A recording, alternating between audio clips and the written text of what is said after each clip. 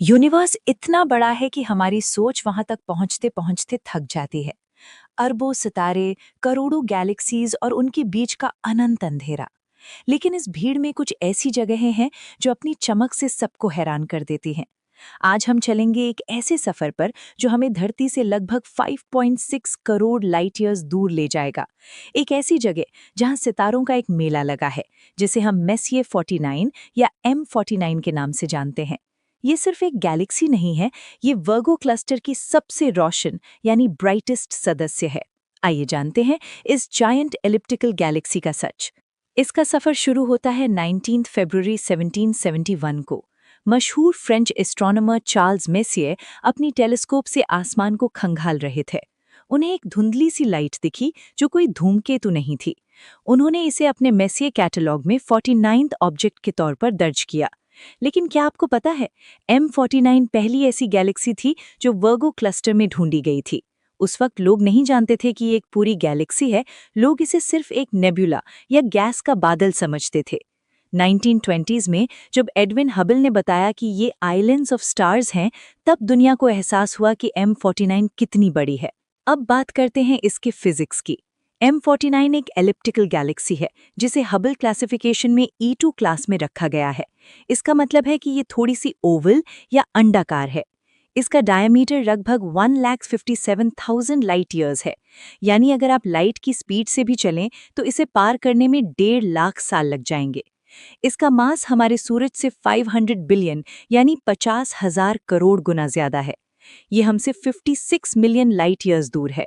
आज जो रोशनी हम देख रहे हैं वो तब चली थी जब धरती पर बड़े मैमल्स इवॉल्व हो रहे थे। M49 की सबसे बड़ी खासियत है इसके ग्लोबुलर क्लस्टर्स। ये क्या होते हैं? ये पुराने सितारों के गुच्छे होते हैं जो गैलेक्सी के चक्कर लगाते हैं। हमारी मिल्की वे में सिर्फ 150 से 200 ऐसे क्लस्टर्स हैं, लेकिन M49 में लगभग 6,000। इन क्लस्टर्स की वजह से ये गैलेक्सी एक चमकदार मोतियों की माला जैसी लगती है। इसके अंदर नए सितारे नहीं बन रहे हैं, ये एक रिटायर्ड गैलेक्सी है। इसके अंदर ज्यादातर लाल और पीले सितारे हैं जो बहुत पुराने हैं। इसमें गैस और धूल खत्म हो चुकी है, इसलिए यहाँ नए सितारों का जन्म होना बंद हो चुका है। और M49 के सेंटर में है एक सुपर मैसिव ब्लैक होल। इस ब्लैक होल का मास हमारे सूरज से 500 मिलियन यानी 50 करोड़ गुना ज्यादा है। हाल ही में चंद्रा एक्सरे ऑब्जर्वेटरी ने देखा कि ये ब्लैक होल सिर्फ शांत नहीं बैठा है, ये अपने आसपास की गैस को निगल रहा है और बदले में भयानक एक्सरे रेडिएशन छोड़ रहा है। ये रेडिएशंस बताती हैं कि M49 के अंदर अभी भी हलचल बाकी है। रात के सन्नाटे में जब हम आसमान की तरफ देखते हैं तो हमें लगता है कि सितारे शांत हैं, लेकिन हकीकत इससे कहीं ज्यादा रोमांचक और खौफनाक है। हम एक ऐसी कायनात में रहते हैं जहां गैलेक्सीज आपस में टकराती हैं, एक दूसरे को निगल जाती हैं और उनके मरने के बाद जो बचता है वो होता है एक कॉस्मिक जायंट।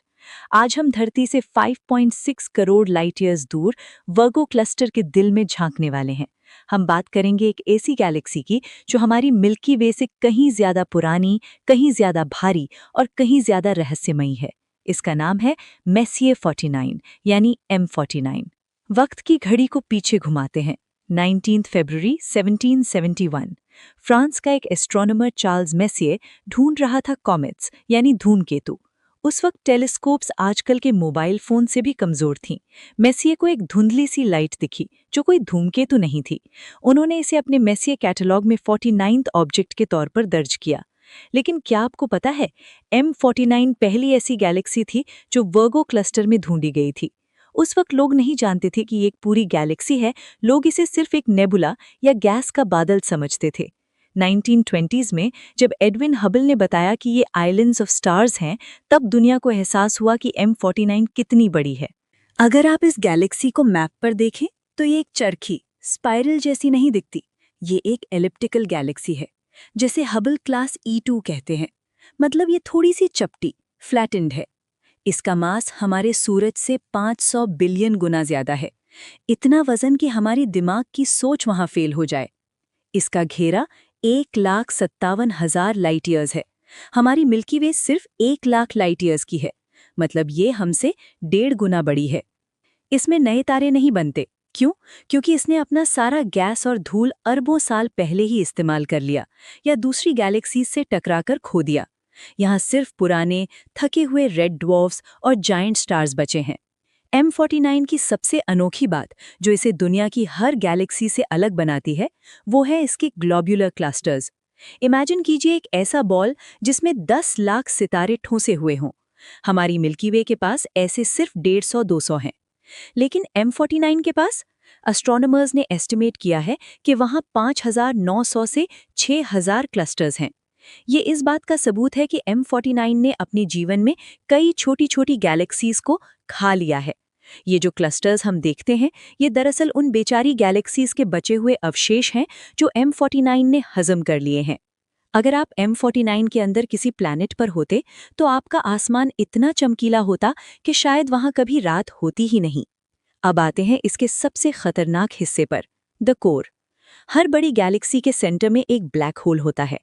M49 के सेंटर में एक सुपरमैसिव ब्लैक होल है जिसका वजन 560 मिलियन यानी 56 करोड़ सूरजों के बराबर है। चंद्रा एक्सरे ऑब्जर्वेटरी ने जब M49 की तरफ देखा तो उसे वहां गर्म गैस के बुलबुले दिखे। ये गैस करोड़ डिग्री सेल्सियस तक गर्म है। ये तब होता है जब वो सेंट्रल ब्लैक होल अपने आसपास की चीजों को निगलता है और एनर्जी की जेट बाहर फेंकता है। ये ब्लैक होल इतना ताकतवर है कि ये पूरी गैलेक्सी के गैस को इतना गर्म रखता है कि नए सितारे बन ही नहीं पाते। ये अपने ही घर का स्टार फॉर्मेशन रोक देता है। कायनात एक अनंत समुद्र। हम इंसान इस समुद्र के किनारे बैठे उन रेत के जर्रों को गिन रहे हैं जिन्हें हम गैलेक्सीज कहते हैं। हमारी अपनी गैलेक्सी मिल्की वे एक खूबसूरत चरखी की तरह है, नए सितारों से भरी हुई। लेकिन कायनात के हर कोने में ऐसा नहीं है। आज से 5.6 करोड़ साल पहले एक रोशनी चली थी। ये रोशनी आज हमारी टेलीस्कोप्स तक पहुंची है। मैसिया 49। ये सिर्फ एक गैलेक्सी नहीं, ये एक कॉस्मिक मॉन्स्टर है जो अपने अंदर अरबों सालों का इतिहास समेटे हुए है। फरवरी 1771, फ्रांस में ठंड का मौसम था। चार्ल्स मैसिया अपनी बैल्कनी से आसमान को देख रहे थे। उनका मकसद था धूमकेतु ढूंढना। उन्हें एक धुंधला धब्बा दिखा। उन्हें लगा शायद ये कोई नया कॉमेट है, लेकिन वो मूव नहीं कर रहा था। मैसिया ने इसे ऑब्जेक्ट 49 का नाम दिया। उस वक्त उन्हें ये नहीं पता था कि वो कायनात के एक महाशहर के दरवाजे पर दस्तक दे रहे हैं। M49 पहली ऐसी गैलेक्सी थी जो वर्गो क्लस्टर में ढूंढी गई थी। उस वक्त के लोगों के लिए ये सिर्फ एक नेब्यूला था, गैस का एक बादल। किसी ने सपने में भी नहीं सोचा था कि उस एक डब्बे के अंदर 50,000 करोड़ सूरज मौजूद हो सकते हैं। M49 को जब हम टेक्निकल नजर से देखते हैं तो ये एक एलिप्टिकल गैलेक्सी है। इसका शेप एक परफेक्ट स्फीयर नहीं है, बल्कि थोड़ा खींचा हुआ है, जैसे एक फुटबॉल जिसे दोनों तरफ से दबाया गया हो। इसे E2 क्लास कहा जाता है। लेकिन इसका साइज दिमाग घुमा देने वाला है। अगर आप लाइट की स्पीड 3 लाख किलोमीटर प्रति सेकंड से चलें तो मिल्की वे को पार करने में 1 लाख साल लगेंगे, लेकिन M49 को पार करने में 1,57,000 साल लगेंगे। इसका मास यानी वजन हमारी पूरी मिल्की वे से कई गुना ज्यादा है। इसमें इतना मैटर है कि ये अपने आसपास की दर्जनों छोटी गैलेक्सीज को अपनी तरफ खींच रहा है। M49 की सबसे दर्दनाक और दिलचस्प बात यह है कि ये एक डेड गैलेक्सी है। इसका मतलब क्या है? हमारी मिल्की वे में हर साल नए तारे पैदा होते हैं, जैसे एक जवान शहर में नए घर बनते हैं। लेकिन M49 में नए तारे बनना बंद हो चुके हैं। यहाँ सिर्फ पुराने थके हुए रेड जायंट सितारे हैं। इस गैलेक्सी ने अपना सारा कोल्ड गैस यानी सितारों का फ्यूल खर्च कर दिया है। यहाँ की फिजा में सिर्फ हॉट गैस है जो इतनी गर्म है कि वो सिमटकर नए सितारे नहीं बना सकती। इसलिए M49 का रंग थोड़ा लाल और पीला है। ये एक रिटायर्ड जायंट की निशानी है। ग्लोब्यूलर क्लस्टर्स ये सितारों के वो गुच्छे हैं जो M49 के चक्कर काट रहे हैं। इनकी तादाद इतनी ज्यादा है कि एस्ट्रोनॉमर्स हैरान रह गए, इतने क्लस्टर्स कहाँ से आए?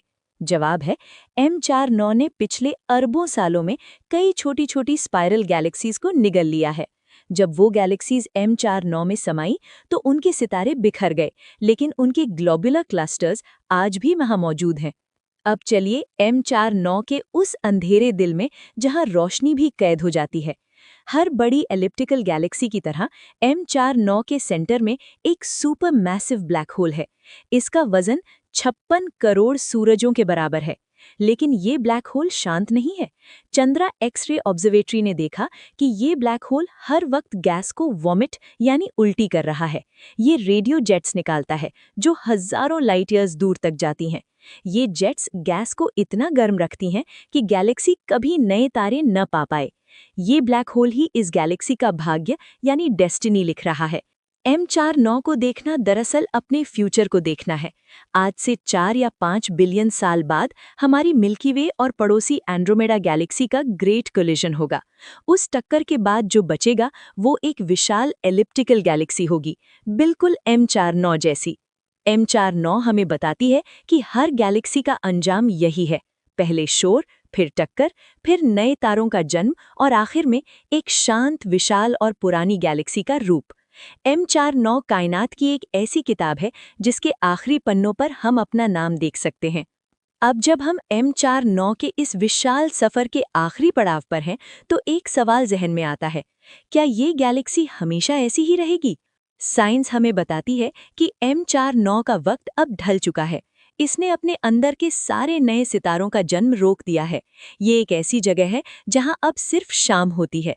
इसके अरबों सितारे, जो कभी सूरज की तरह चमकदार और गर्म थे, अब धीरे-धीरे ठंडे हो रहे हैं।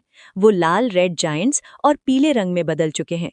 ये एक गैलेक्सी का रिटायरमेंट है, एक ऐसा वक्त जब शोर खत्म हो चुका है और सिर्फ एक अनंत खामोशी बची है। लेकिन M49 को देखना दरअसल खुद को देखना है। आज हम अपनी मिल्की वे को देखते हैं, जहां धूल है, नए तारे बन रहे हैं और शायद कहीं नया जीवन यानी लाइफ पनप रहा हो। लेकिन M49 हमें हमारा कल दिखा रही है। आज से अरबों साल बाद जब हमारी गैलेक्सी का फ्यूल खत्म हो जाएगा, जब हम एंड्रोमेडा से टकराकर एक हो जाएंगे, तब हमारा रूप भी बिल्कुल M49 जैसा होगा, एक विशाल, शांत और पुरानी एलिप्टिकल गैलेक्सी। M49 कायनात का वो आईना है जो हमें बताता है कि हर शुरुआत का एक अंजाम होता है, हर चरखे को एक दिन थमना होता है और हर रोशनी को एक दिन इस शांत लाल रंग में बदलना होता है। M49 हमें सिखाता है कि ब्रह्मांड में कुछ भी परमानेंट नहीं है। गैलेक्सीज बनती हैं, मिलती हैं और बदल जाती हैं। ये गैलेक्सी एक निशानी है उस कॉस्मिक रिसाइकलिंग की जो अरबों सालों से चली आ रही है। आज हमने जाना कि कैसे एक फजी ब्लॉब दरअसल सितारों का एक महासागर निकला। 5.6 करोड़ लाइट ईयर्स दूर ये गैलेक्सी आज भी हमें बता रही है कि हम कितने छोटे हैं और ये कायनात कितनी अजीम है। M49 हमें बताती है कि कायनात का भविष्य क्या है। एक दिन हमारी मिल्की वे भी एंड्रोमेडा गैलेक्सी से टकराएगी और शायद हम भी एक ऐसी ही बड़ी, शांत एलिप्टिकल गैलेक्सी बन जाएंगे। मेसियर M49 सिर्फ सितारों का ढेर नहीं है, ये वक्त का आईना है। दोस्तों, उम्मीद है आपको आज की वीडियो पसंद आई होगी। अगर अच्छी लगी तो नीचे कमेंट करके ज़रूर बताएं कि आपको कौन सा पार्ट सबसे बेस्ट लगा। जाने से पहले वीडियो को लाइक करें, अपने दोस्तों के साथ शेयर करें और चैनल को सब्सक्राइब करना बिल्कुल ना भूलें। मिलते हैं अगली वीडियो में। धन्यवाद।